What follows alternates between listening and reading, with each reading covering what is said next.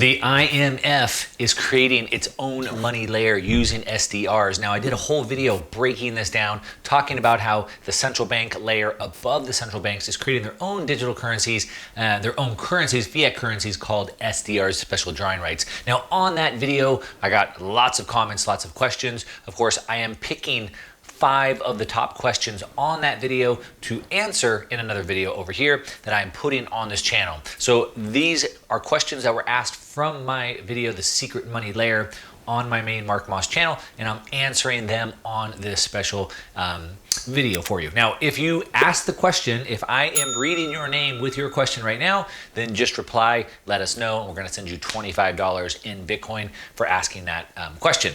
All right, so let's go ahead and jump into this. Very first question we are going to answer is from Shingomyelin.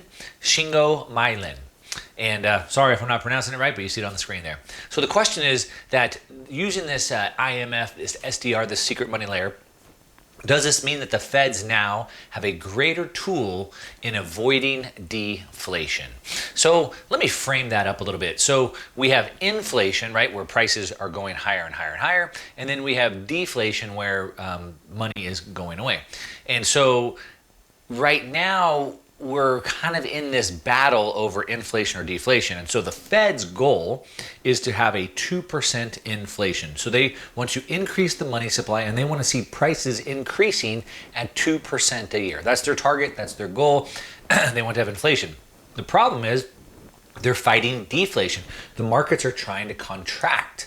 And so they're fighting that by putting additional money and additional stimulus. It's like if you had a balloon and you're inflating that balloon and then that balloon got a slow leak.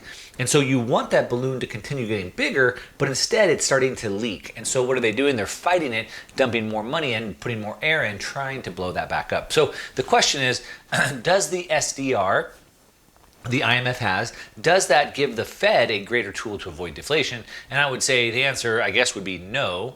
First of all, because you're specifically talking about the Federal Reserve. So the Federal Reserve is one of many central banks out there. The IMF is a layer above that. It's like the central bank above all central banks. And so the IMF and the SDR isn't really going to help what the Federal Reserve is doing. Now, it could help them a little bit indirectly. This is unfortunately not an easy black and white answer.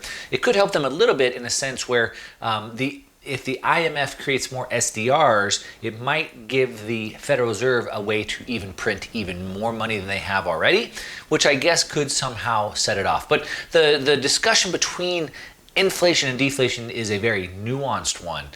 You have to understand that the Fed is using something called CPI, Consumer Price Index, to measure inflation, and that is a faulty metric. It's a faulty gauge. It's a political tool to show whatever they want to show. So they take out all the things that really matter, and so they basically show whatever number they want. Now, the reality is that we probably have about 15% inflation. Home prices are up huge.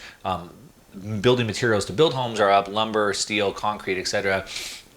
Milk, steak, gasoline's up, education, healthcare's up. I mean, you name it, everything's up except for streaming Netflix. That's like the only thing that's gone down the way we get our movies. So it's kind of a nuanced argument, but I don't think that this directly will help the Fed because this is more of a global thing. All right, thanks for the question. If that was yours, let us know down below and we'll contact you. All right.